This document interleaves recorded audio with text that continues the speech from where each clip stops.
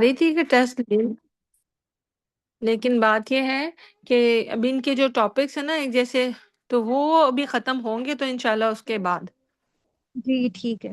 ٹھیک ہے۔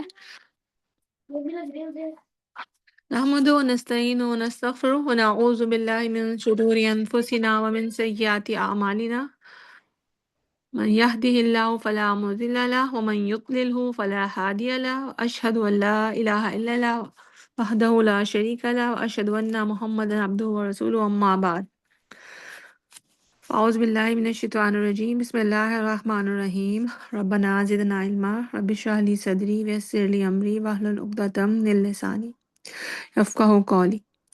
تو آج لیکچر نمبر 12 ہے، پیج نمبر ہے آپ لوگوں کا 68۔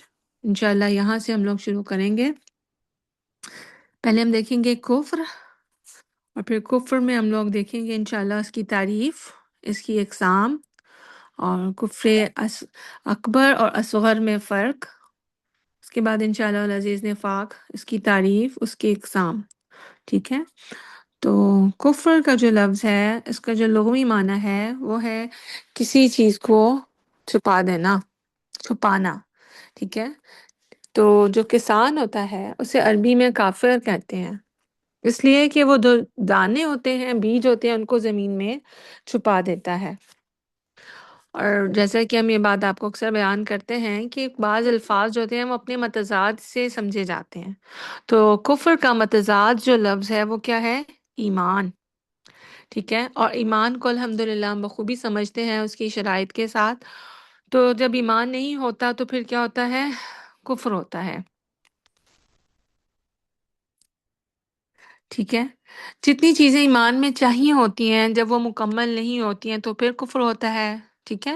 ہمیں پتہ ہے کہ ایمان میں دل سے اس کا ہمیں تصدیق بالقلب چاہیے، اقرار باللسان چاہیے، اور پھر اعمال چاہیے اس کے ساتھ، اعمال بالجوارح۔ ٹھیک ہے۔ اور کفر کو ہے، پہلے تو اس کو دو جو اس کی بڑی اقسام میں تقسیم کیا جاتا ہے، وہ کفر اکبر ہے اور کفر اصغر ہے۔ کفر اکبر وہ کفر ہے جس کی بنا پہ انسان جو ہے وہ دین اسلام سے خارج ہو جاتا ہے۔ ٹھیک ہے۔ اور کفر اصغر وہ کفر ہے جس سے انسان اسلام سے خارج تو نہیں ہوتا، لیکن اسے اس بات کی جو ہے خدشہ ہوتا ہے کہ وہ کہیں کفر اکبر میں مبتلا نہ ہو جائے۔ اب ہم دیکھتے ہیں کہ کفر اکبر جو ہے اس کو کتنی اقسام میں تقسیم کیا گیا ہے۔ تو کفر اکبر کی 5 اقسام ہیں، ان کا مختصراً ذکر پہلے بھی آپ کے ساتھ کرا ہے۔ پہلی قسم ہے کفر تکذیب، یعنی کہ جو کافر ہوتا ہے، جو ایمان لانے والا نہیں ہوتا، وہ اسلام کو یا دین اسلام کو جھٹلا دیتا ہے۔ ٹھیک ہے۔ اس کی مثال جو ہے سورۃ العنکبوت کی آیت نمبر 68 میں ہے۔ ٹھیک ہے۔ یعنی کہ وہ اس کو یا نہ صرف کہ قبول نہیں کرتا بلکہ اس کو جھوٹا بتاتا ہے۔ اللہ فرماتا ہے وَمَنْ أَظْلَمُ مِمَّنِ افْتَرَىٰ عَلَى اللَّهِ كَذِبًا أَوْ كَذَّبَ بِالْحَقِّ لَمَّا جَاءَهُ أَلَيْسَ فِي جَهَنَّمَ مَثْوًى لِّلْكَافِرِينَ۔ وَمَنْ أَظْلَمُ مِمَّنِ افْتَرَىٰ عَلَى اللَّهِ كَذِبًا، اس سے بڑا ظالم کون ہے جو اللہ پر جو ہے وہ جھوٹ افترا کرے، جھوٹ گھڑے، یا پھر وہ جھٹلا دے جب حق اس کے پاس آئے۔ تو جو حق کو آنے کے بعد جھٹلاتا ہے، کیا اس کا جھٹلانا اس لیے ہوتا ہے کہ وہ حق کو پہچان نہیں رہا ہوتا؟ جی اس کا جواب دیں گے آپ لوگ؟ میم تکبر کی وجہ سے نہیں چھٹلا رہا ہوں۔ جو تکبر کی وجہ سے جھٹلا رہا ہوتا ہے نا، تو اس کو ہم اس کی کفر کی کیٹیگری میں رکھتے ہیں، جو ہے کفر استکبار، یعنی کہ اس کا تکبر، اس کی نا جو ہے وہ اس کو دین اسلام کو قبول کرنے نہیں دے رہی ہوتی۔ ٹھیک ہے۔ تو وہ اس کی ایک الگ قسم ہے۔ اس میں جو ہے جھٹلانا جب ہوتا ہے کہ وہ اس کو بس وہ اس کو اس کی ضد سمجھ لیں۔ ٹھیک ہے۔ کیونکہ اللہ رب العزت آپ کو پتہ ہے جب رسول کو بھیجتا ہے اس وقت تو سامنے وہی نازل ہو رہی ہوتی ہے اور معجزات رسول کے ہاتھ پہ جو ہے رونما ہو رہے ہوتے ہیں، تو اس صورت میں یہ ان کے لیے ممکن ہی نہیں ہوتا کہ وہ اتنے صاف، اتنے کلیئر سچ کو اور حق کو جھٹلا دیں۔ ٹھیک ہے۔ تو اس وقت ان کا جھٹلانا کیا، جو کفر تکذیب ہے نا، اس کا جھٹلانا، تو آپ ان کو ضد یا ضد کہہ دیں، کیونکہ اس کو استکبار میں تو ان کا جو ان کی تکبر ہوتا ہے، اپنی اپر جو اپنے آپ کا بڑا سمجھنا ہوتا ہے، اس کی وجہ سے وہ رک رہے ہوتے ہیں۔ ٹھیک ہے۔ اور تکذیب میں بھی ایسا نہیں ہوتا کہ وہ حق کو جھوٹ سمجھ رہے ہوتے ہیں۔ ٹھیک ہے، جھوٹ کو، حق کو جھوٹ سمجھنا ایک الگ چیز ہے، اور اس کو جھٹلانا ایک الگ چیز ہے۔ ہمارے دل میں اگر ہمیں پتہ ہے کہ یہ بات ٹھیک ہے لیکن ہم اس کا زبان سے اقرار نہیں کر رہے ہوتے، تو یہ جھٹلانا، اس طرح والا جھٹلانا، ٹھیک ہے۔ اور پھر ہے کفر شک۔ شک کا کفر یہ ہے کہ وہ ہمیشہ تذبذب میں اور جو ہے نا اس میں پڑے ہی رہتے ہیں کہ یہ بات ٹھیک ہے یا یہ دین حق ٹھیک ہے یا نہیں ٹھیک ہے۔ تو یہ جو ہے یہ ہے کفر شک نا، کہ وہ اس میں ان میں یقین کا ان کو درجہ حاصل نہیں ہوتا۔ کبھی ان کو لگ رہا ہوتا ہے کہ دین جو ہمیں چیز سکھا رہا ہے، جو اسلام ہے، یہ حق ہے، اور کبھی وہ اس کے بارے میں متردد ہو جاتے ہیں، ٹھیک ہے۔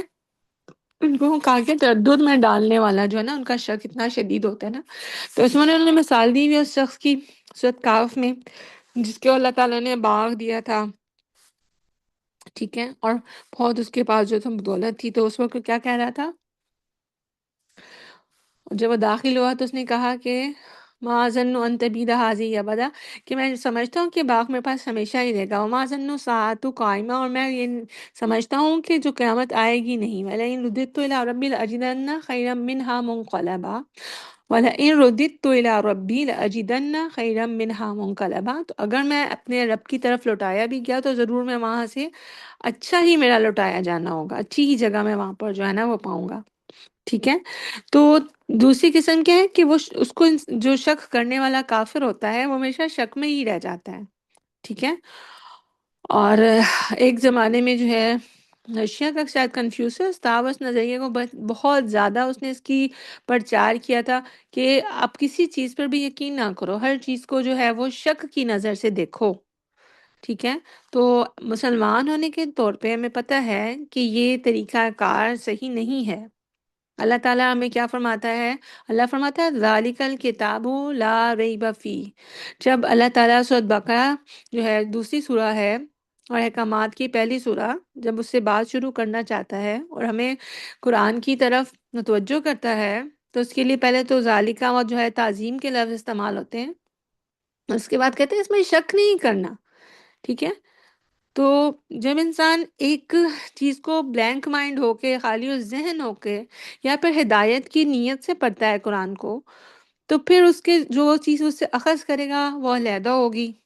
اگر وہ شک اور انکار کی بنا پر اور بغض کر کے ساتھ اس کو پڑھے گا، تو پھر وہ اسے وہ فائدہ حاصل نہیں کر سکے گا جس کے لیے کتاب کو ہدایت کے لیے بھیجا گیا ہے، ٹھیک ہے، واضح۔ اور پھر اس کے بعد کیا ہے، بعض لوگ جو ہوتے ہیں وہ اس سے منہ پھوڑ لیتے ہیں، اس کو سننا ہی نہیں چاہتے، ان کو ان سے دین اسلام سے اور وہی سے کوئی دلچسپی نہیں ہوتی، تو ان کا جو کفر ہوتا ہے وہ تیسری قسم ہے کفر اعراض، کہ وہ حق کو جو ہے اس سے منہ پھیرتے ہیں، اسے اگنور کرتے ہیں، اور اس کو جو اس کو توجہ کا وہ مستحق ہے وہ نہیں دیتے، ٹھیک ہے۔ تو اس کے ان کی مثال کے لیے سورۃ احقاف کی آیت نمبر 3 ہے، اللہ فرماتا ہے والذین کفروا، اور وہ لوگ جنہوں نے کفر کیا، اما انذروا، جس چیز سے کہ ان کو ڈرایا گیا، معرضون، وہ اس سے کیا تھے؟ اعراض کرنے والے تھے، ٹھیک ہے۔ تو کفر اعراض کیا ہوتا ہے؟ کہ جس میں وہ لوگ اس کو اگنور کرتے ہیں اور اس سے منہ پھیرتے ہیں، اور اس کو جو جس توجہ کا دین اور حق جو ہے مستحق ہے وہ اس کو نہیں دیتے۔ اور کفر استکبار کیا ہوتا ہے؟ تکبر کی بنا پہ حق کو جان کر نہیں ماننا، ٹھیک ہے، جیسے ابلیس کا کفر تھا۔ اللہ فرماتے ہیں نا سورۃ بقرہ آیت نمبر 34، یہ پیج نمبر 69 ہے اس کا، ٹھیک ہے۔ اللہ فرماتا ہے اذ قلنا للملائکۃ اسجدوا، جب ہم نے کہا فرشتوں سے کہ سجدہ کرو، لی آدم، آدم کو، فسجدوا الا ابلیس ابا واستکبر وکان من الکافرین، تو اس نے انکار کیا اور تکبر کیا اور وہ کافروں میں سے ہو گیا۔ کیونکہ جو لوگ ایمان والے نہیں ہوتے اور یہ بات سمجھ رہے ہوتے ہیں کہ دین اسلام حق ہے، تو ان کو اس بات کا ڈر ہوتا ہے کہ اگر ہمیں اس کو مان لیا، اس کی سچائی کو مان لیا، تو شاید ہمیں اپنے عہدے چھوڑنے پڑے، ہمیں اپنی سرداریاں جو ہیں ان سے دستبردار ہونا پڑے، ٹھیک ہے۔ تو وہ جو ہیں اس بات کو برداشت نہیں کرتے، اس کو چاہ نہیں رہے ہوتے، ٹھیک ہے۔ تو ان کے جو معاشرے میں جو مقام ہوتا ہے تو وہ ان کو اس بات پہ آمادہ کرتا ہے کہ وہ حق کو پہچان کر بھی حق کے سامنے سرنگوں نہ ہوں۔ تو یہ لوگ جو ہیں وہ کیا کرتے ہیں؟ استکبار کا کفر یا تکبر کا انکار، ٹھیک ہے؟ تو پہلی قسم نے ہم نے پڑھی کفر تکذیب، دوسری تھی شک، تیسری تھی کفر اعراض، اور چوتھی تھی تکبر کا کفر، اور پانچویں چیز ہے نفاق والا کفر، ٹھیک ہے؟ کفر نفاق میں کیا ہوتا ہے کہ وہ دل میں جو ہے، دل سے ایمان نہیں لا رہے ہوتے اور اوپر سے کہہ رہے ہوتے ہیں نا، جو زبان سے کہہ رہے ہوتے ہیں۔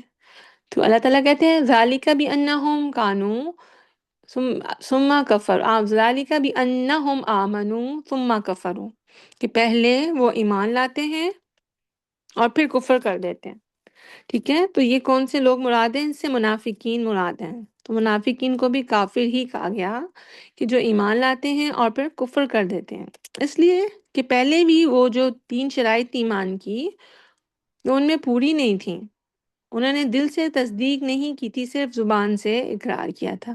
جب وہ ایسا کرتے ہیں تو پھر اللہ کیا کرتا ہے سزا کے طور پہ؟ فَطُوبِيَ عَلَىٰ قُلُوبِهِمْ فَهُمْ لَا يَفْقَهُونَ، تو اللہ پھر ان کے دلوں پر مہر لگا دیتا ہے اور ان کی سمجھ جو ہے نا وہ چھن جاتی ہے، پھر ان کو سمجھ ہی نہیں آتی، ٹھیک ہے؟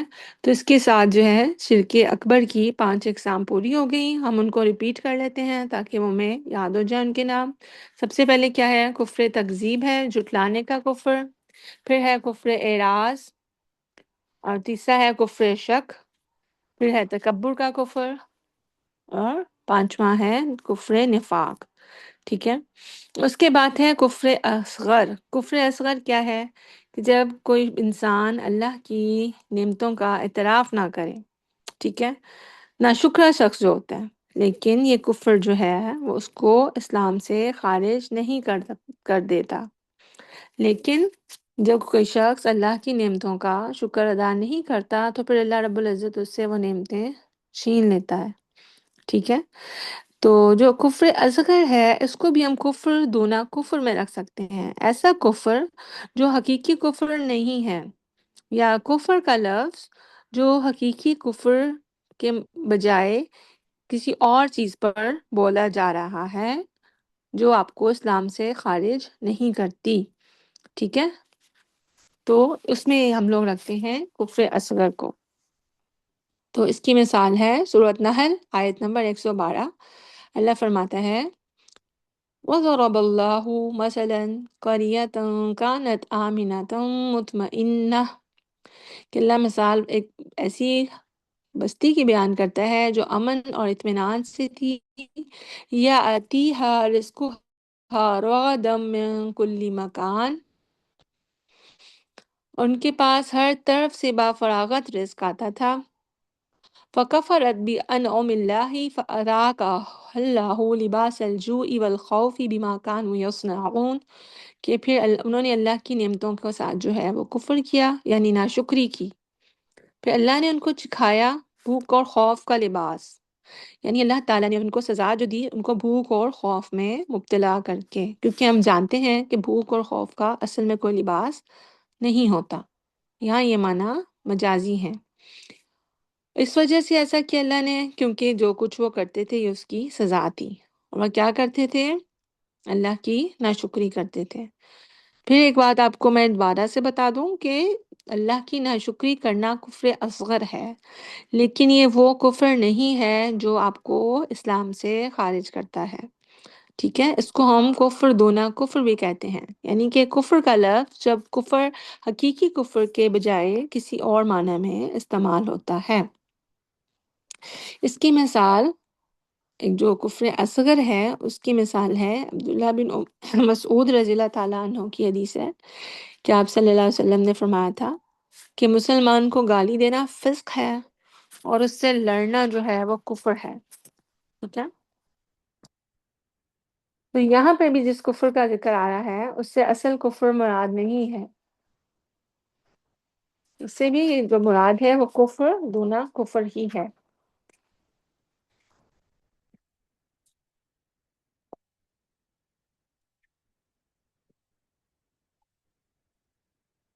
یہ اس کے عربی کے الفاظ ہیں، سباب المسلم فسق و قتالہ کفر، ٹھیک ہے، کہ مسلمان کو جو گالی دینا ہے وہ فسق ہے، اور اس کے ساتھ جھگڑا کرنا جو ہے، قتال کا مطلب اس کے مارنا نہیں ہے، بلکہ اس کے ساتھ جو جھگڑا کرنا ہے وہ کیا ہے؟ کفر ہے۔ یہاں بھی کفر کا مطلب وہ کفر نہیں ہے جو آپ کو اسلام سے خارج کر دیتا ہے، ٹھیک ہے، تو اس کو کفر اصغر کہتے ہیں۔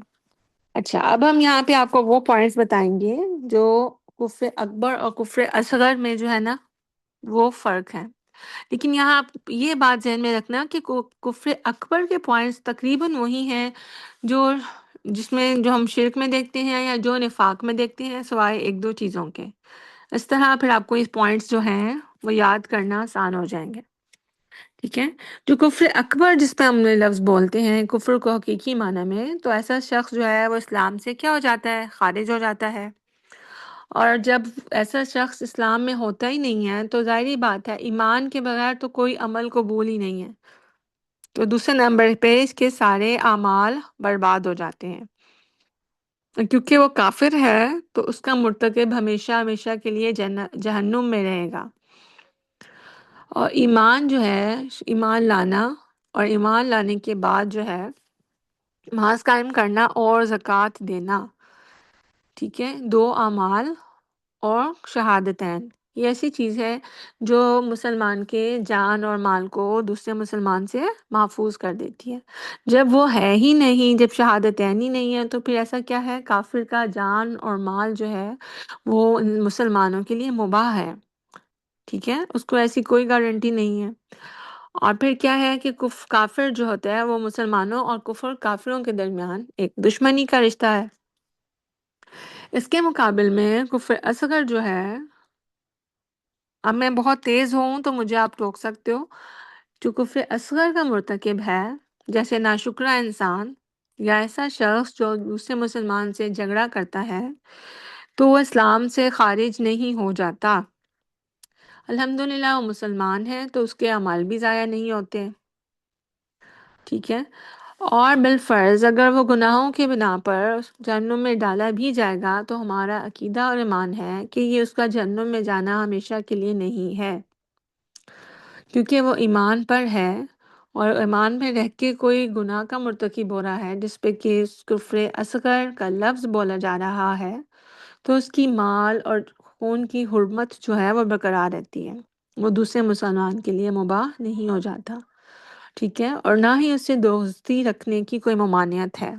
جو اس کے دوست احباب ہوں گے اسے سمجھائیں گے کہ دیکھو جب تم دین اسلام میں یہ کام کر رہے ہو، اللہ کی ناشکری کا کام کر رہے ہو، یا جسے دوسرے مسلمانوں کے ساتھ جو ہے جھگڑا مول رہے ہو، تو یہ تم نہیں لو، ٹھیک ہے۔ اچھا، کافر میں آپ ایک چیز یاد رکھیں، ایک وہ کافر ہے جس نے کبھی اسلام قبول کیا ہی نہیں، اور ایک وہ کافر ہے جو دین اسلام قبول کرنے کے بعد مرتد ہو جائے، ٹھیک ہے، خواہ یہ نفاق والا کافر ہو کہ پہلے ہی وہ نفاق پہ تھا اور اس کے دل میں ایمان تھا ہی نہیں، یا پہلے ہی پورے ایمان پہ تھا اور بعد میں اسے پھر گیا، تو اس میں جو اثرات ہوتے ہیں وہ کیا ہوتے ہیں؟ جب کوئی انسان مرتد ہو جاتا ہے، یعنی وہ اسلام کو چھوڑ دیتا ہے، تو پھر اس کی بیوی اس کے لیے حلال نہیں رہتی، اس کا نکاح جو ہے وہ فسخ ہو جاتا ہے۔ دوسری چیز ہے کہ اس کے بچوں کو اس کی ولدیت سے لے لیا جائے گا تاکہ وہ اس کے کفر کے اثرات سے بچ سکیں، ٹھیک ہے، اور پھر چاہے وہ پہلے کافر ہو یا بعد میں مرتد ہو گیا ہو، تو کافر کی جائیداد کا وارث مسلمان نہیں ہو سکتا، ٹھیک ہے، تو یہ بات۔ اور تیسری بات یہ ہے کہ معاشرے کے ساتھ جو اس کا اسلامی رواداری کا ایک تعلق ہوتا ہے معاشرے میں، وہ بھی ختم ہو جائے گا۔ اب اس کے متعلق یہ فیصلہ کرنا کہ واجب القتل ہے، یہ جو ہے عدالت کا کام ہے، اور وہی اس کا فیصلہ کرے گی، وہی اس کو مجبور کرے گی کہ وہ اسلام کی طرف لوٹ آئے۔ اگر وہ دوبارہ سے ایمان لے آتا ہے تو اس کو چھوڑ دیا جائے گا، ورنہ پھر اس کی گردن ماری جائے گی۔ اچھا، یہ بتائیں کہ مرتد کے علاوہ اور کون سا ایسا شخص ہے کہ جو واجب القتل ہے اسلام میں؟ جی، کون بتا رہا ہے؟ بشرا بتاتی ہوتی ہیں اکثر. میم گستاخ رسول. دیکھیے گستاخ ایک جو ہے مومن تو یہ نہیں جسارت کر سکتا نا کہ اللہ کے رسول صلی اللہ علیہ وسلم کی جو ہے وہ گستاخی کرے گا. اگر کوئی اسلام لانے کے بعد جادو کے چکروں میں پڑ جائے نا تو جادوگر ہے تو وہ بھی جو ہے وہ کافر ہے، وہ بھی واجب القتل ہے. ٹھیک ہے، تو مرتد اور دوسرا پھر کیا، جادوگر. اچھا، مرتد کا ہم نے دیکھا کہ بیوی کا نکاح ٹوٹ جائے گا، اس کے بچوں سے لے لیے جائیں گے، وہ ایک دوسرے کے وارث نہیں ہوں گے، اسلام کے معاشرے سے اس کا تعلق ختم ہو جائے گا، اور پھر اس کو مجبور کرے گی عدالت کہ وہ ایمان لائے. نہیں لاتا تو پھر اس کی گردن ماری جائے گی. اگر مرتد جو ہے اس کو پھر کیا کیا گیا، مرتد کو پھر جب وہ مار دیا جائے گا تو نہ تو اس کا غسل ہوگا، نہ اس کو کفن دیا جائے گا، نہ اس کی نماز جنازہ پڑھی جائے گی، اور چوتھے نمبر پہ نہ ہی اس کو مسلمانوں کے قبرستان میں دفن کیا جائے گا. ایسا شخص ہمیشہ اللہ کی لعنت کا مستحق ہے اور ہمیشہ ہمیشہ کے لیے جہنم میں رہے گا، اور ایسے شخص کے لیے جو ہے وہ مغفرت کی دعا بھی نہیں کی جائے گی. ٹھیک ہے، اس میں آیا ہے سورۃ توبہ کی آیت نمبر 313، 113. 313 کیسے ہو سکتی ہے؟ اچھا، اس میں جو ہے ناکانہ للنبی جی کی جائز نہیں ہے نبی کے لیے، آپ صلی اللہ علیہ وسلم کے لیے، والذین آمنوا اور نہ ہی ایمان والوں کے لیے، ان یستغفروا للمشرکین یہ کہ وہ مشرکوں کے لیے مغفرت طلب کریں، ولو کانوا اولی القربی چاہے وہ ان کے رشتہ دار ہی کیوں نہ ہوں، من بعد ما تبین لهم انہم اصحاب الجحیم جبکہ ان کے لیے یہ بات پتہ چل جائے کہ وہ جہنم والے ہیں. یعنی کہ جو لوگ ہیں، مشرک ہیں، کافر ہیں، جن پہ یہ بات پتہ چکا ہے ان کے اعمال کی وجہ سے، ان کے ظاہر کی وجہ سے کہ وہ کافر اور مشرک ہیں، تو اللہ نے اپنے نبی کو اور مسلمانوں کو ان کے نماز، ان کے لیے دعائے مغفرت کرنے سے ہمیشہ ہمیشہ کے لیے منع کر دیا. ٹھیک ہے، تو جو اپنے دین کو بدل دے اس کو مرتد کہتے ہیں. ٹھیک ہے، جو دین اسلام لا کر اس کو بدل دے تو اس کو کیا کہتے ہیں، مرتد. اور حدیث کا مفہوم ہے کہ جس نے اپنے دین کو بدل ڈالا اسے قتل کر ڈالو. ٹھیک ہے، اس میں ایک اور حدیث ہے کہ ابو موسیٰ اشعری رضی اللہ تعالیٰ عنہ سے روایت ہے کہ میں نبی اکرم صلی اللہ علیہ وسلم کی خدمت میں حاضر ہوا تو آپ نے فرمایا، موسیٰ یا عبداللہ بن قیس یمن جاؤ، اور آپ نے ان کے پیچھے پیچھے معاذ بن جبل رضی اللہ تعالیٰ عنہ کو بھی یمن بھیجا تھا. اب ہوا یہ کہ معاذ بن جبل جو ہے یہ بیٹھے ہوئے تھے وہاں پہ یمن میں، اور ان کے بیٹھنے کے لیے مسند لگائی گئی تھی، تو انہوں نے دیکھا کہ حضرت ابو موسیٰ اشعری رضی اللہ تعالیٰ عنہ کے پاس ایک شخص بندھا ہوا ہے. ٹھیک ہے، تو حضرت معاذ بن جبل رضی اللہ تعالیٰ عنہ نے اس کا قصہ پوچھا تو بتایا گیا کہ شخص پہلے یہودی تھا، پھر اسلام لایا اور پھر مرتد ہو گیا. تو اب جو تھے حضرت معاذ بن جبل، انہوں نے کہا کہ جب تک اللہ کے رسول کے فیصلے کے مطابق اس کو قتل نہیں کر دیا جاتا میں یہاں نہیں بیٹھوں گا. انہوں نے 3 بار یہ جملہ ارشاد فرمایا. تو پھر حضرت موسیٰ اشعری جو پہلے وہاں پر امیر بنا کے بھیجے گئے تھے، انہوں نے اس کو قتل کروا دیا، حکم دیا. جب وہ قتل ہو گیا تو پھر معاذ بن جبل رضی اللہ تعالیٰ عنہ وہاں پر بیٹھے. تو اس بات سے کیا پتہ چلتا ہے کہ صحابہ کرام رضوان اللہ عنہم جو تھے وہ دین اور شریعت کے نفاذ میں کس قدر سخت واقع ہوئے تھے. ٹھیک ہے، جہاں پہ اللہ کا کوئی، اللہ یا اللہ کے رسول صلی اللہ علیہ وسلم کا کوئی حکم آ جاتا تھا تو پھر وہ اس پر بالکل بھی کمپرومائز کرنے کے لیے یا نرمی دکھانے کے لیے تیار نہیں ہوتے تھے. تو اس پہ اللہ تعالیٰ قرآن میں کیا کہتا ہے، اشداء علی الکفار رحماء بینہم، کہ آپس میں تو ان کا معاملہ یہ ہے کہ بہت ایک دوسرے کے ساتھ نرمی سے رہتے ہیں لیکن کافروں پہ سخت ہیں. اور یہاں پہ ان کی شریعت کے نفاذ میں ان کی سختی جو ہے حضرت معاذ بن جبل کی، اس کی مثال یہاں پہ آپ کو دی.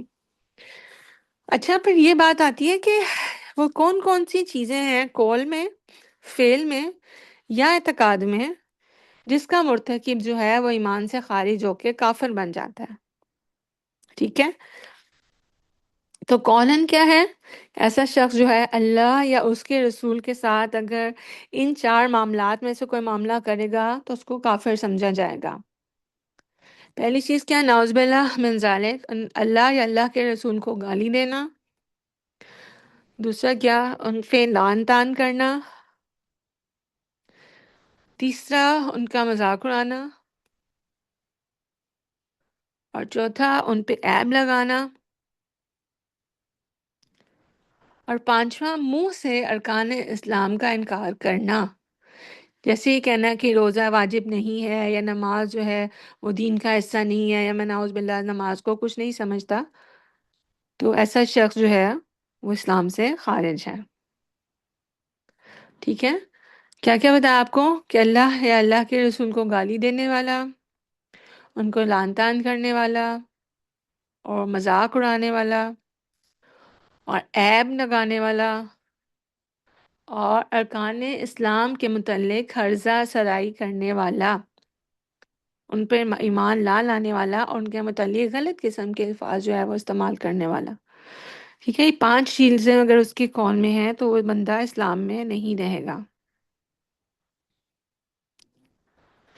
پھر دوسری چیز ہے فعلاً، کہ فرض نماز نہ پڑھنا۔ تو اس میں جو کچھ اس میں تھوڑا سا اختلاف ہے وہ آپ لکھ لیں، کہ ایک شخص ہے، اس میں کچھ جو ہیں علماء سلف وہ کہتے ہیں کہ اللہ کے نبی صلی اللہ علیہ وسلم کی کیونکہ واضح حدیث ہے کہ بین الکفری و بین المرء ترک الصلاۃ، اسلام اور کفر میں فرق کرنے والی چیز ہی نماز ہے، تو جو فعل عمل میں جو نماز نہیں پڑھتا وہ کافر ہے۔ اور جنہوں نے تھوڑی سی نرمی دکھائی ہے وہ یہ کہتے ہیں کہ جو نماز پڑھتا بھی نہیں ہے اور اس کا اعتقاد بھی یہی ہے کہ اللہ نے مجھ پر نماز جو ہے وہ فرض ہی نہیں کی ہے، تو وہ کافر ہے۔ ٹھیک ہے؟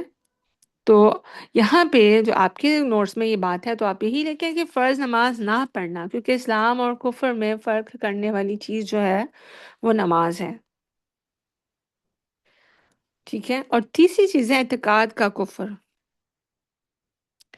ٹھیک ہے؟ اس کا مطلب یہ ہے کہ اس کے جو دل میں کوئی ایسی بات ہے، جیسے جو باتیں وہ کولن کہہ بھی رہا ہے جن کا اوپر ہم نے ذکر کر دیا، اگر وہ دل میں بھی اس کی ایسی ہی باتیں ہیں اللہ اور رسول کے متعلق یا ارکان اسلام یا دین اسلام کے شرائع کے متعلق، شریعت کے متعلق، تو پھر بھی وہ کافر ہو جاتا ہے۔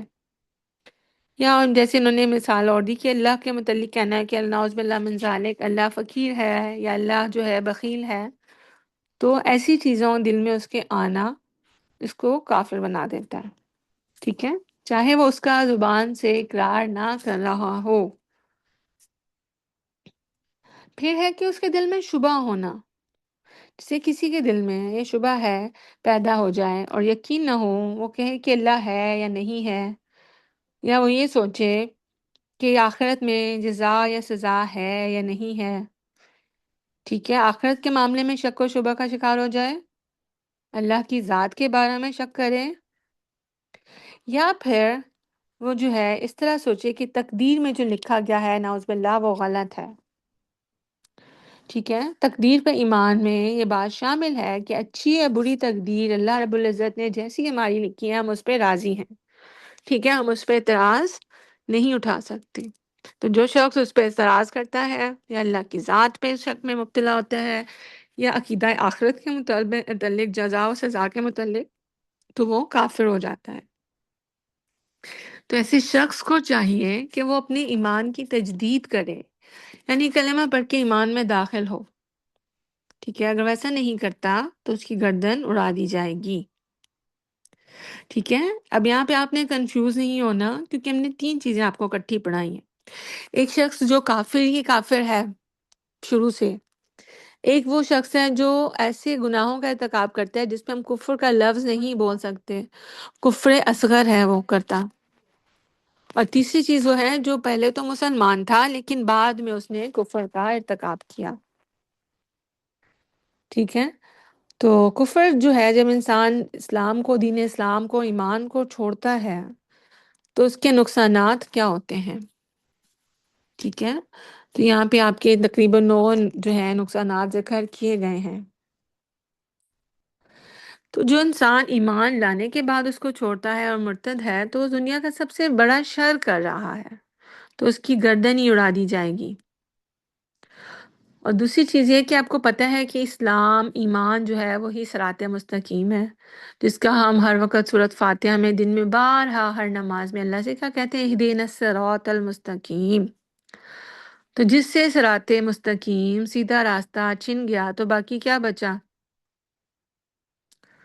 ٹیڑھے میڑھے اور گمراہی کے راستے۔ تو ایسا شخص گمراہ ہے، سیدھے راستے سے بھٹکا ہوا ہے۔ تو اللہ تعالیٰ سورۃ النساء میں فرماتا ہے 167 آیت، ان الذین کفروا وصدوا عن سبیل اللہ قد ضلوا ضلالا بعیدا۔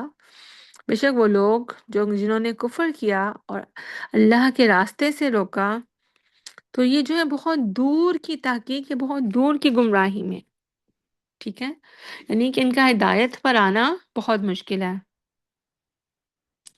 تیسری چیز یہ ہے کہ اس ایسے جو کفر کی حالت میں جو انسان دنیا سے چلا جائے گا اس کے لیے آخرت میں معافی نہیں ہے، اللہ کی لعنت ہے، وہ جہنم میں جائے گا اور ہمیشہ ہمیشہ کے لیے جو ہے وہ جہنم میں رہے گا، ٹھیک ہے۔ تو یہی سارے پوائنٹس آگے اللہ تعالیٰ فرماتا ہے ان الذین کفروا وظلموا لم یکن اللہ لیغفر لهم ولا لیہدیہم طریقا الا طریق جہنم خالدین فیہا ابدا وکان ذلک علی اللہ یسیرا۔ سورۃ نساء آیت نمبر 168 169۔ بے شک جو لوگ جنہوں نے کفر کیا اور ظلم کیا اللہ تعالیٰ ان کو معاف کرنے والا نہیں ہے اور نہ ہی ان کو جو ہے سیدھا راستہ دکھائے گا، لیکن ان کو صرف جہنم کا ہی راستہ دکھائے گا۔ تو اس میں کیا چیز پتہ چلی کہ کافروں کے لیے جہنم واجب ہے، دوسری چیز کیا پتہ چلی، خالدین فیہا ابدا، کہ وہ اس میں ہمیشہ رہے گا، کبھی بھی اس سے نہیں نکلے گا۔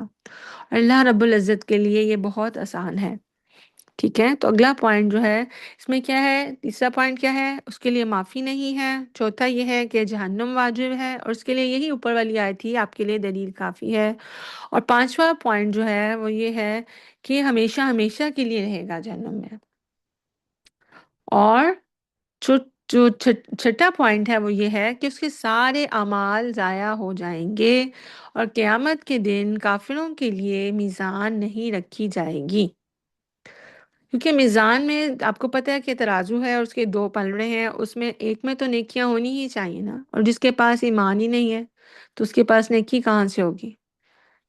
تو اللہ فرماتا ہے وَقَدِمْنَا إِلَى مَا عَمِلُوا مِنْ عَمَلٍ فَجَعَلْنَاهُ هَبَاءً مَنْثُورًا، ٹھیک ہے، سورۃ الفرقان آیت نمبر 23۔ اور ہم ان کے سارے عمل جو وہ لائیں گے سامنے، بالکل ہم نے ان کو بیکار کر دیا اور اس کا کوئی وزن نہیں رہے گا۔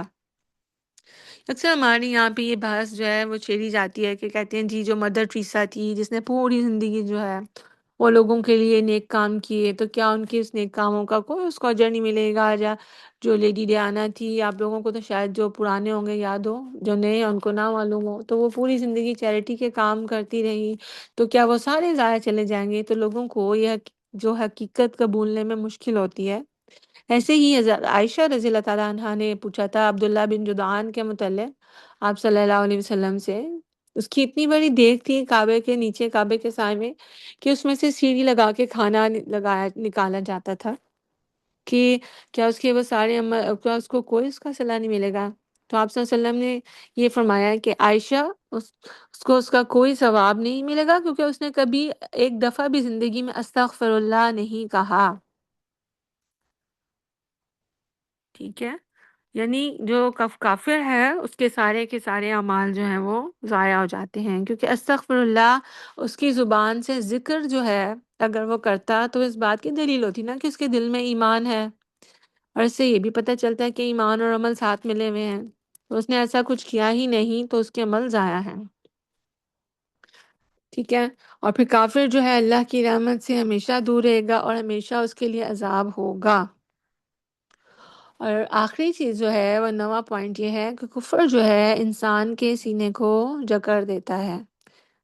اللہ تعالیٰ سورۃ نام آیت نمبر 125 میں فرماتا ہے فَمَن يُرِدِ اللَّهُ أَن يَهْدِيَهُ يَشْرَحْ صَدْرَهُ لِلْإِسْلَامِ ومن يريد أن يضله يجعل صدره ضيقا حرجا كأنما يصعد في السماء كذلك يجعل الله الرجس على الذين لا يؤمنون۔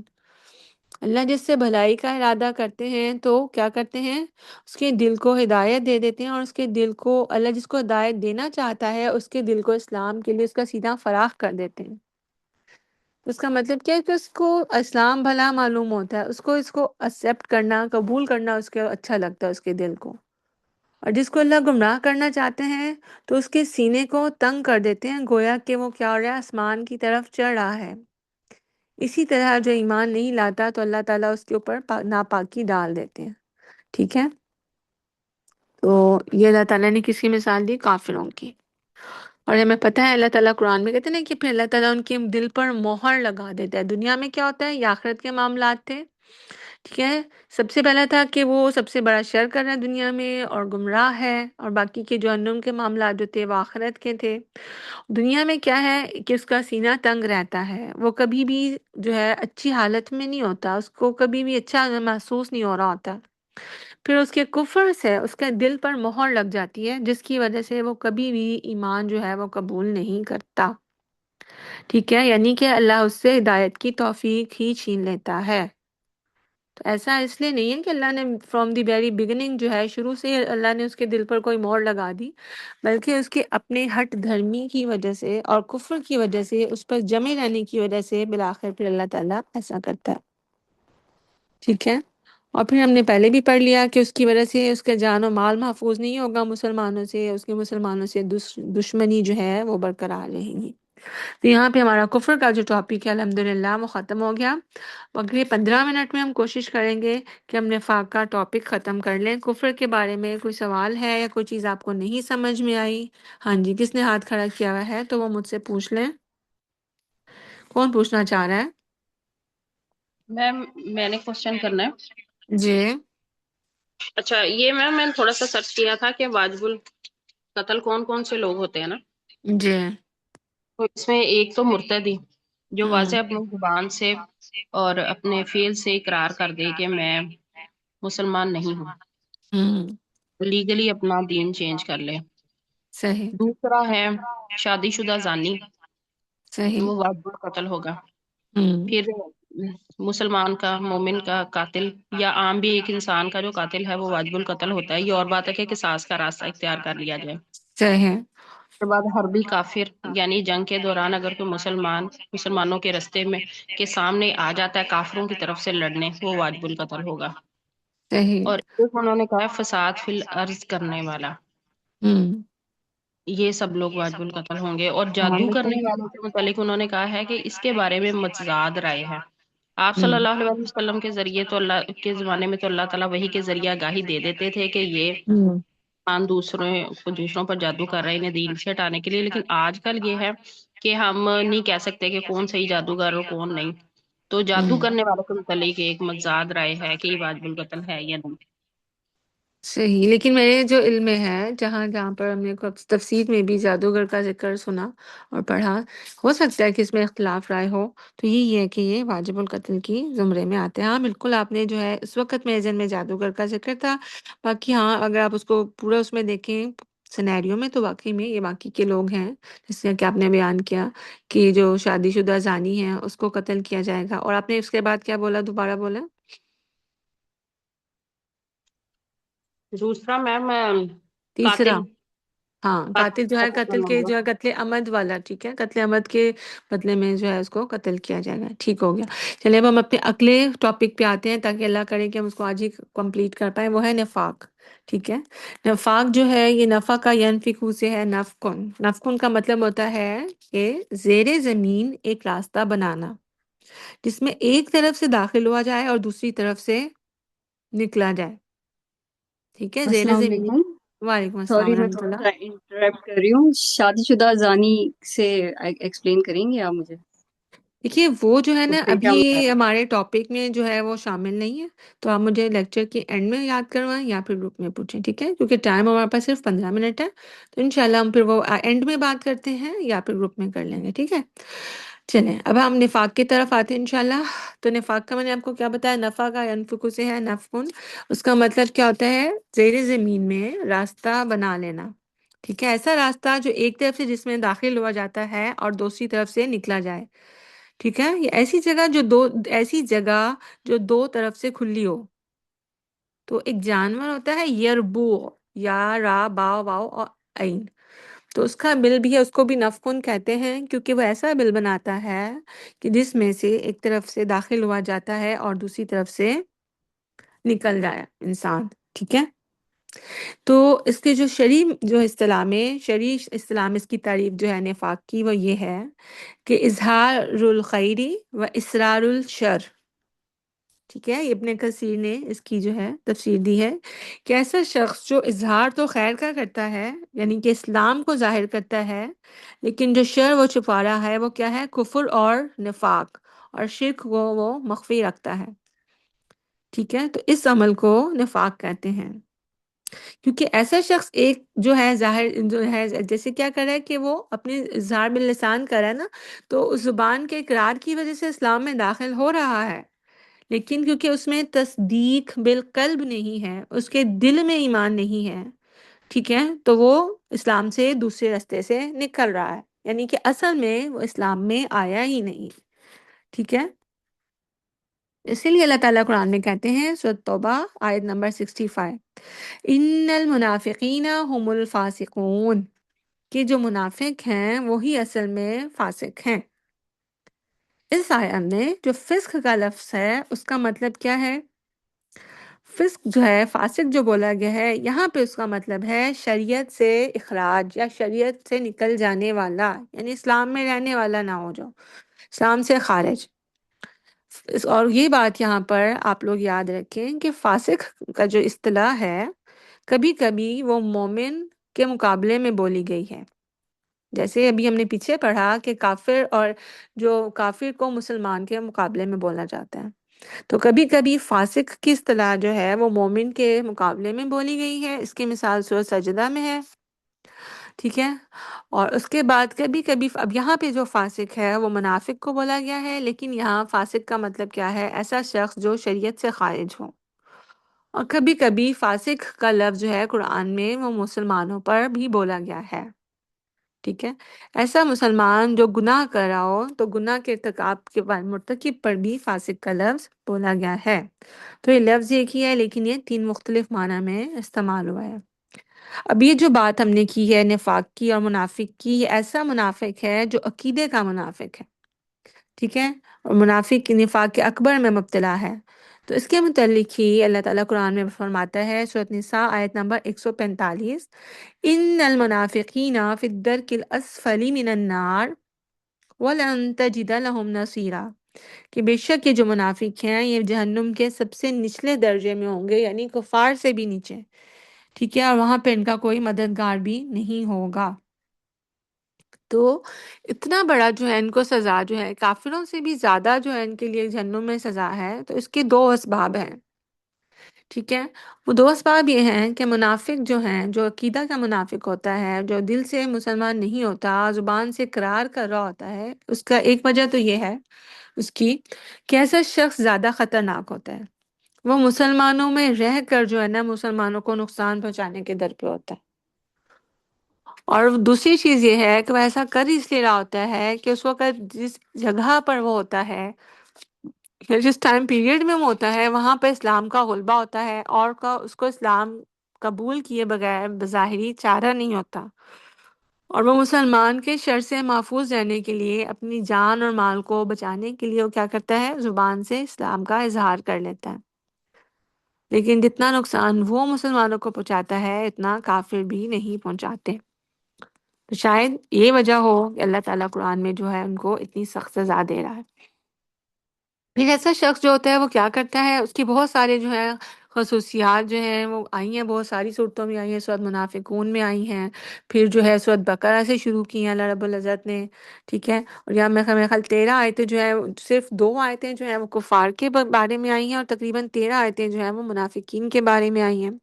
پھر جہاں جہاں پہ جہاد کا اور ذکر آیا ہے جنگوں کا، سورۃ توبہ میں، سورۃ انفال میں، تو ساتھ ساتھ میں منافقین کا جو رویہ ہے اس کو بھی کھول کے بیان کیا گیا ہے، اللہ رب العزت نے کیا ہے تاکہ لوگ جو ہیں ان کے شر سے بچ جائیں، کیونکہ وہ منہ سے کلمہ پڑھ رہے ہوتے تھے تو اس لیے ان کو جو ہے قتل نہیں کیا جا سکتا، لیکن ان کی شر سے بچنے کے لیے اللہ رب العزت نے ان کی بہت ساری جو ہے خسائل کا ذکر کیا ہے۔ اللہ فرماتا ہے ان المنافقین یخادعون اللہ وہو خادعہم، ٹھیک ہے، اور ایسی ہی آیت سورۃ بقرہ میں بھی ہے کہ وہ سمجھتے ہیں کہ وہ اللہ کا مذاق اڑا رہے ہیں، اللہ تعالیٰ جو ہے ان کو جو ہے وعید کے طور پہ کہہ رہے ہیں کہ اللہ یستہزئ بہم یا یستہزئ بہم، ٹھیک ہے، تو وہ سمجھ رہے ہوتے ہیں کہ وہ اللہ کو دھوکہ دے رہے ہیں، حالانکہ اللہ رب العزت ان کو دھوکہ دے رہا ہے، حالانکہ اللہ کو تو کوئی دھوکہ دے ہی نہیں سکتا۔ پھر اللہ تعالیٰ بقرہ میں کہتے ہیں یخادعون اللہ والذین آمنوا وما یخدعون الا انفسهم وما یشعرون، یعنی وہ اتنے بے وقوف ہیں کہ وہ سمجھ رہے ہیں کہ وہ اللہ اور ایمان والوں کو دھوکہ دے رہے ہیں، حالانکہ دھوکہ تو وہ صرف اپنی جانوں کو ہی دے رہے ہیں، اور ان کے دلوں میں نفاق کا مرض ہے، اور اللہ تعالیٰ ان کے اس مرض کو بڑھا دیتا ہے اور ان کے لیے درد والا عذاب ہے ان کے اس جھوٹ کی وجہ سے، ٹھیک ہے، یعنی دل میں کچھ ہے اور زبان سے کچھ ہے، دل میں ایمان نہیں ہے اور اوپر سے وہ منہ سے اس کا اقرار کر رہے ہیں۔ جس طرح ابھی ہم نے آپ کو فاسق کا بتایا کہ 3 معنی میں استعمال ہوا ہے، یہاں پہ جو فاسق جو ہے منافقین کے لیے آیا تو مطلب کہ وہ شریعت سے باہر ہے، کبھی یہ لفظ جو ہے مومن کے مقابلے میں بولا جاتا ہے، اور کبھی مسلمان گناہ گار پہ یہ لفظ بولا جاتا ہے۔ اسی طرح ایک لفظ ہے زندیق، زندیق، ٹھیک ہے، آپ کی بک میں ہے پیج نمبر 74 میں دیکھیں، تو زندیق جو ہے یہ بھی ایک ایسی اصطلاح ہے جو 2 لوگوں کے لیے استعمال ہوتی ہے۔ ایک تو یہ ایسے لوگوں پر بولا جاتا ہے کہ جو 2 خداؤں کے قائل ہیں، ٹھیک ہے، 2 خداؤں کو ماننے والے، یہ یاد رکھیے گا سارے کے سارے لوگ ایک جیسے نہیں ہیں، ہم لوگ توحید ربوبیت میں بھی پڑھ کے آئے تھے ان کی کچھ اقسام، ٹھیک ہے، جس میں تھے ثانویہ تھے، اور ایک ابھی میرے ذہن میں نہیں ہے۔ اب یہ جو زندیق ہے یہ تو کہتے ہیں کہ ایک روشنی کا خدا ہے اور ایک اندھیرے کا خدا ہے، تو اس طرح جو ثانویہ تھے وہ کہتے تھے ایک اچھائی کا خدا ہے اور ایک برائی کا خدا ہے۔ تو شیخ الاسلام امام ابن تیمیہ نے زندیق کی اصطلاح جو ہے یہ منافقین کے لیے استعمال کی ہے، اور منافقین کو بھی زندیق کہا ہے، ٹھیک ہے، تو یہ آپ کے ذہن میں رہے کہ زندیق جو ہے وہ بھی 2 طرح کے لوگوں پہ بولا جاتا ہے، ایک وہ جو روشنی اور اندھیرے کے خدا کو مانتے ہیں، اور دوسرے وہ منافقین پر بھی یہ لفظ بولا جاتا ہے۔ اس کے بعد ہم نے آپ کو یہ بات بتا دی کہ اعتقادی منافق ایسا کیوں کرتے ہیں، کیونکہ وہ چاہتے ہیں کہ مسلمانوں کی صف میں گھس کر ان کو نقصان دینا، اور ان کے مسلمان بن کر مسلمانوں کے شر سے اپنی جان اور مال کو، مسلمانوں کے شر سے نہیں، اپنی جان اور مال کو ان سے محفوظ بنانا، ٹھیک ہے۔ اس کی باقی جو تفصیلات ہیں وہ آپ دیکھیے گا سورۃ بقرہ کی آیتوں میں تو آپ کو پتہ چلے گا یہ لوگ کیا کیا کرتے ہیں، ٹھیک ہے، یہاں پہ بھی کچھ آتی ہیں تفصیلات۔ اب اس کے بعد ہے کہ اعتقادی منافق کو نا 6 تقسیم کیا گیا ہے، 6 چیزوں میں نا، 6 اقسام میں، تو اس کو آپ کیسے یاد کریں گے؟ آپ 2 کو نا کیٹیگرائز کر لیں، پہلی 2 کو اکٹھا کر لیں، پھر دوسری 2 کو اکٹھا کر لیں، پھر آخری 2 کو۔ تو پہلا جو ہوتا ہے منافق جو ایسا ہوتا ہے اعتقادی، تو کیا کرتا ہے وہ آپ صلی اللہ علیہ وسلم کا انکار کرتا ہے، ٹھیک ہے، آپ صلی اللہ علیہ وسلم کی تکذیب کرتا ہے، ٹھیک ہے، اور یہ بات ذہن میں رہے کہ جب ہم کہتے ہیں محمد رسول اللہ، لا الہ الا اللہ محمد رسول اللہ، تو ہم یہ بھی مانتے ہیں کہ آپ صلی اللہ علیہ وسلم جو اللہ کے رسول ہیں اور آخری رسول ہیں، ٹھیک ہے، اور جو ایسا شخص ہوگا تو وہ رسالت کا انکار کرے گا یا آخری رسول ہونے کا۔ دوسری چیز یہ ہے کہ آپ صلی اللہ علیہ وآلہ وسلم کی بعض تعلیمات کا انکار کر دیتا ہے۔ اب یہاں پہ یہ نہیں کہا کہ ساری تعلیمات کو نہیں مانتے، کیا کہا کہ بعض تعلیمات کا انکار کر دیتا ہے۔ اور تیسری چیز یہ ہے کہ وہ رسول اللہ صلی اللہ علیہ وسلم سے بغاوت رکھتا ہے، اور چوتھی چیز ہے کہ آپ کی تعلیمات سے بغاوت رکھتا ہے، ٹھیک ہے۔ تو اس سے ہمیں کیا سمجھ میں آ رہی ہے کہ دین اسلام کی ساری ہی تعلیمات کے متعلق ہمارا عقیدہ، ہمارا ایمان اور ہمارا جو عمل کیا ہونا چاہیے کہ ہم سب پر ایمان بھی لائیں اور عمل بھی کریں، اور کسی قسم کے کسی بھی حکم کے متعلق ہمارے دل میں کوئی بغض نہ ہو، کوئی عداوت نہ ہو، ٹھیک ہے۔ لیکن آج ہم دیکھتے ہیں کہ مسلمان ایک تو شاید یہ وجہ ہے کہ ہم لوگ جو ہیں پیدائشی مسلمان ہیں، تو ان کو ایسی چیزیں ان میں پھیلائی جاتی ہیں اور پروپیگنڈا کیا جاتا ہے اور ان کو سوشل میڈیا کے ذریعے سے پھیلایا جاتا ہے کہ جو اصل میں ان کی ایمان کا سر مونڈ کے رکھ دینے والی ہیں، اور اپنی جہالت کی بنا پر کہیں گے، میں سادہ لوہی تو نہیں کہوں گی، ہاں جہالت ضرور کہیں گے کہ مسلمان جو ہیں وہ اپنی جہالت کی بنا پر ان پر جو ہے تبصرہ کرنے سے اور زبان کھولنے سے باز نہیں آتے، ٹھیک ہے۔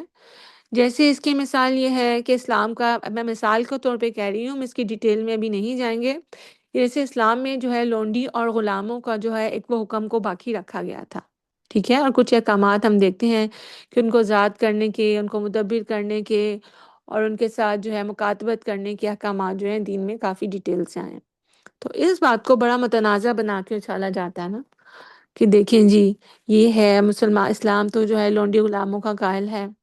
تو ایک بحث اس پہ لمبی ہے سمجھانے کے لیے، لیکن ابھی ہم صرف مثال کے طور پہ ذکر کر رہے ہیں کہ یہ وہ باتیں ہیں کہ جو مسلمان ہم سو ہمارے بھی ذہن میں آتا ہے، ارے ہاں یہ کیا بات ہے، یہ اگر ہم اس کا منہ سے نہیں بھی اقرار کر رہے ہوتے تو ہمارے ذہن میں اس کے متعلق کیا کیا جاتا ہے، ایک طرح سے جو ہے اس چیز کو، اسلام کو، شریعت کو جو ہے ہم پہ ملتبس کیا جاتا ہے اور ہم لوگوں کو اس میں شک میں ڈالا جاتا ہے۔ تو خدا را ایسی چیزوں کے بارے میں بچیں جو آپ کی عقلیں قبول نہیں کرتی۔ دین بہت سی ایسی باتوں کا نام ہے جو عقل میں آنے والی نہیں ہوتی ہیں، ٹھیک ہے، لیکن کیونکہ وہ دین ہیں وہ ہمیں ماننی ہوتی ہیں۔ اچھا، اس حکم کے بارے میں نہیں میں آپ کو یہ بات بول رہی ہوں، میں آپ کو ایک جنرل بات بول رہی ہوں۔ دوسری چیز یہ ہے کہ پھر جو ہے صحابہ کرام رضوان اللہ عنہم کے جو آپس کے کوئی اختلافات ہوئے ہیں ان کو بڑی ہوا دی جاتی ہے، ٹھیک ہے۔ تو اب یہ دو میں نے صرف آپ کو صرف یہاں پہ پوائنٹس دیے ہیں کہ ایسی باتیں جن کا تعلق ایسے معاملات سے نہ ہو، نہ وہ ہمارے عقیدہ سے متعلق ہوں اور نہ ہی وہ ہمارے عبادات یا اعمال سے متعلق ہوں، تو ہمیں اس میں اپنا وقت ضائع نہیں کرنا چاہیے جب تک ہمیں اپنے دین کے بارے میں مکمل علم نہ ہو جائے، یا ہمیں اپنا عقیدہ اور اعمال کے متعلق جو چیزیں ہم سے کنسرنڈ ہیں اس پہ ہمیں بہت اتنا علم ہو کہ ہم ان پہ عمل کر سکیں، ہمیں دیگر معاملات میں نہیں الجھنا چاہیے، ٹھیک ہے۔ ورنہ کیا ہو سکتا ہے کہ ہم اپنی نادانستگی میں کوئی ایسا بغض پال لیں، کوئی ایسی بات سوچ لیں، ٹھیک ہے، جو ہمیں اعتقادی منافق میں لے جائے، اللہ نہ کرے۔ تو ہم نے چار پوائنٹس پڑھے: اللہ کے رسول کا انکار، آپ صلی اللہ علیہ وسلم کی بعض تعلیمات کا انکار، پھر آپ صلی اللہ علیہ وسلم سے بغض رکھنا یا آپ صلی اللہ علیہ وسلم کی بعض تعلیمات سے بغض رکھنا، یا پھر یہ ہے کہ دین کو کوئی پستی کا سامنا کرنا پڑا یا کوئی زوال کا سامنا کرنا پڑا تو اس پر اپنے دل میں خوشی محسوس کرنا، اور اس کے مقابلے میں جب دین اسلام پھیل رہا ہو، اس کی نشر و اشاعت ہو رہی ہو، وہ پھل پھول رہا ہو تو اس کے اوپر دل میں کڑھنا۔ تو یہ 6 پوائنٹس جو ہیں یہ کس میں ڈال دیتے ہیں انسان کو؟ اعتقادی نفاق میں، جس کے متعلق ہم سورۃ نساء کی آیت نمبر 145 پر ڈال رہے ہیں نا کہ ان المنافقین فی الدرک الاسفل من النار۔ اچھا، اس کے مقابلے میں ہے عملی منافق۔ آپ کی اگلی کلاس جو ہے کب شروع ہوگی؟ اچھا، اس کی آیتوں کے حوالہ جات آپ لکھے ہوئے ہیں آپ کے پاس تو آپ وہ دیکھ لیجئے گا۔ تو باقی ہم یہاں پہ مجھے لگتا ہے ہمیں ختم کرنا پڑے گا 2 منٹ میں ٹاپک، ٹھیک ہے۔ کوئی سوال ہوگا تو پھر آپ گروپ میں پوچھ لیجئے گا۔ اچھا، عملی منافق کون سا ہوتا ہے؟ جس کے اندر منافقوں کی 4 صفات میں سے کوئی ایک صفت پائی جاتی ہے جو کہ حدیث میں آئی ہے، ٹھیک ہے، یا ایک سے زائد صفت پائی جائے، اور وہ نفاق اس میں اس وقت تک رہے گا جب تک وہ چیز وہ چھوڑ نہ دے، لیکن اس نفاق کی وجہ سے وہ اسلام سے خارج نہیں ہو جاتا، ٹھیک ہے۔ تو آپ صلی اللہ علیہ وسلم کی صحیح مسلم کی حدیث ہے 58 اور صحیح بخاری کی ہے 34۔ اللہ کے نبی صلی اللہ علیہ وسلم نے فرمایا اربع من کن فیہ کان منافقا خالصا، 4 جو خصائل ہیں، عادتیں ایسی ہیں کہ جس میں یہ چاروں ہوں گی وہ خالص منافق ہوگا۔ ومن كانت فيه خصلة منهن كانت فيه خصلة من النفاق، اور جس میں ان میں سے ایک عادت ہوگی تو اس میں نفاق کی ایک عادت ہوگی، حتی یداہا، یہاں تک کہ وہ اس کو چھوڑ دے، ٹھیک ہے۔ وہ 4 آتے اللہ کے رسول صلی اللہ علیہ وسلم نے بیان کی، اذ اؤتمن خوانا، کہ جب اس کے پاس امانت رکھوائی جائے تو وہ خیانت کرے، وَإِذَا حَدَّثَ كَذَبَ، اور جب وہ بات کرے تو جھوٹ بولے. وَإِذَا عَاهَدَ غَدَرَ، جب وعدہ کرے تو وعدہ خلافی کرے. وَإِذَا خَاصَمَ فَجَرَ، اور جب کیا کرے، جھگڑا کرے تو گالم گلوچ کرے. ٹھیک ہے، تو جس میں 4 علامتیں ہوں گی تو اللہ کے رسول نے کہا وہ مکمل منافق ہے، اور جس میں جو ہے ان میں سے ایک ہوگی جب تک وہ اس کو چھوڑ نہ دے تو اس میں نفاق کی ایک علامت باقی ہے. ٹھیک ہے، اب ان دونوں میں جو فرق ہے، عموماً جو نفاق اکبر ہے نا اس میں وہی چیزیں ہیں جو کفر والی ہم نے پڑھی ہیں، کیونکہ ہم نے اس کو نفاق اکبر کو کفر کی ایک جو ہے قسم کے طور پہ بھی پڑھا تھا. لیکن جو نفاق اصغر والا ہے، نہ تو اسلام سے خارج ہوتا ہے، نہ اس کے اعمال برباد ہوتے ہیں، تو نہ وہ اعتقادی منافق ہم اس کو کہتے ہیں، نہ وہ ہمیشہ جہنم میں رہے گا. ٹھیک ہے، تو اس سے پتہ چلتا ہے کہ مومن سے بھی ایسے اعمال نفاق والے سرزد ہو سکتے ہیں. ٹھیک ہے، اچھا اس میں جو ہے نا آپ کو سورۃ بقرہ کی آیتوں کے حوالے دی میں 8 سے 20 آیتیں ہیں، 200 سے 6 سے 204 ہیں، پھر سورۃ توبہ میں ہیں، اور پھر اس کے بعد جو ہے سورۃ توبہ کی کافی ساری آیتیں ہیں، اس میں آپ دیکھیے گا. اور اس کے بعد جو ہے سورۃ منافقون جو ہے اس میں جو ہے نا منافقین کی خصوصیات بیان کی گئی ہیں. اچھا، نفاق کے نقصانات میں سے جو ایسے نقصان ہیں جو اس کو کفر سے ممتاز کرتے ہیں، وہ ایک یہ ہے کہ منافقوں کو اللہ رب العزت قیامت کے دن بھول جائے گا. اللہ بھولتا تو نہیں ہے، لیکن اللہ تعالیٰ ان سے ایسا سلوک کرے گا جیسے کہ اللہ تعالیٰ ان کو جانتا ہی نہیں ہے.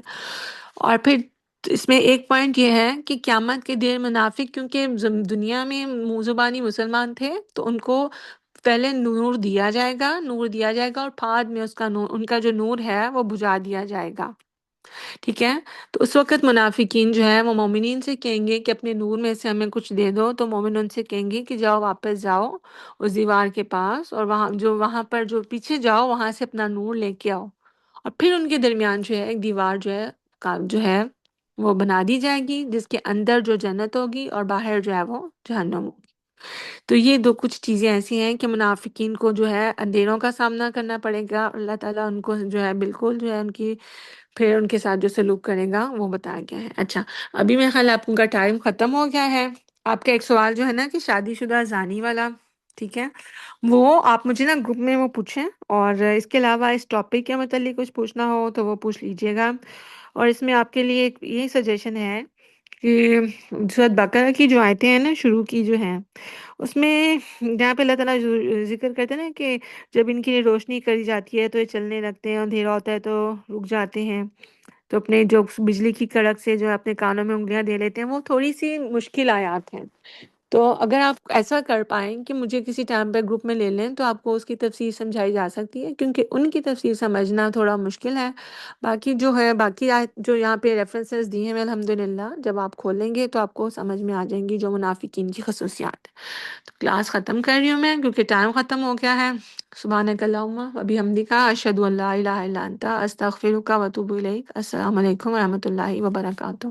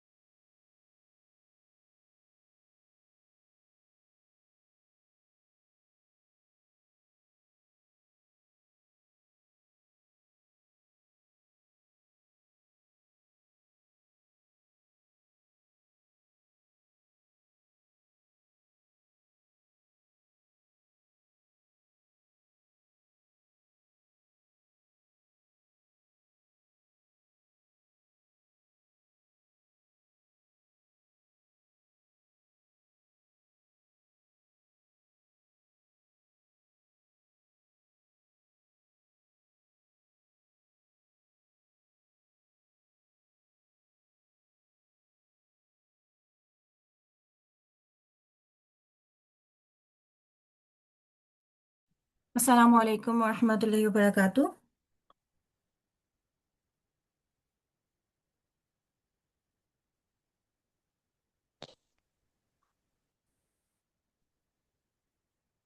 वालेकुम अस्सलाम वरहमतुल्लाहि वबरकातुह। जी, आप लोग नमाज पढ़ के आ गए सब लोग? नहीं मैम, पढ़ने लगे हैं। ओ अच्छा, ठीक है, चलें आप लोग जल्दी से पे पढ़ के आ जाएं, ठीक है। मैं वेट करती हूँ।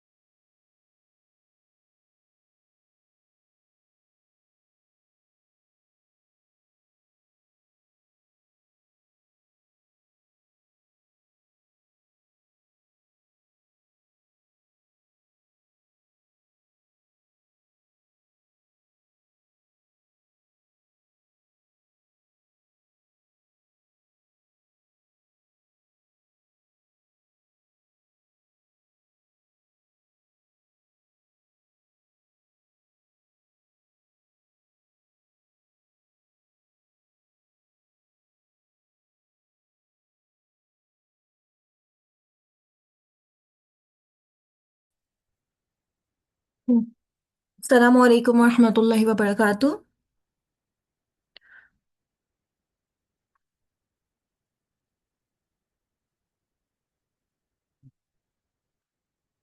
आप लोग आ चुके हैं क्लास में?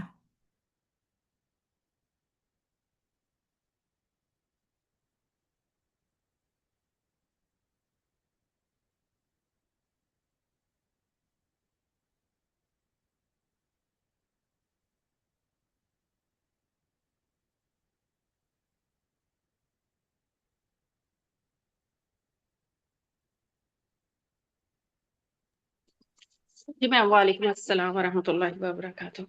आगे। जी मेरी आप सबसे एक रिक्वेस्ट है कि जो है वो जैसी पहली क्लास खत्म हो ना तो आप लोग कोशिश करके उस टाइम फौरन नमाज पढ़ के आ जाए करें, क्योंकि दूसरी क्लास शुरू होते होते 2-3 मिनट तो लग ही जाते हैं ना, ताकि हमारा टाइम बीच में इस तरह से। एक्चुअली मैं बाद में कंटिन्यूसली नहीं कर पाती क्लास, क्योंकि फिर मेरी भी यहाँ पे नमाज का टाइम निकल रहा होता है। ड्यूरिंग क्लास हमारे यहाँ पे फजर की अजान हो जाती है, और फिर मुझे जो है ना फौरन फिर उसकी नमाज पढ़नी होती है। तो ये कि कोशिश करें कि जैसे क्लास खत्म हो ना फौरन नमाज पढ़ना है। ठीक है इंशाल्लाह। जी चलें। मैम, आप कहाँ से ले रही हैं लेक्चर? मैं कनाडा में होती हूँ। अच्छा अच्छा, ठीक है।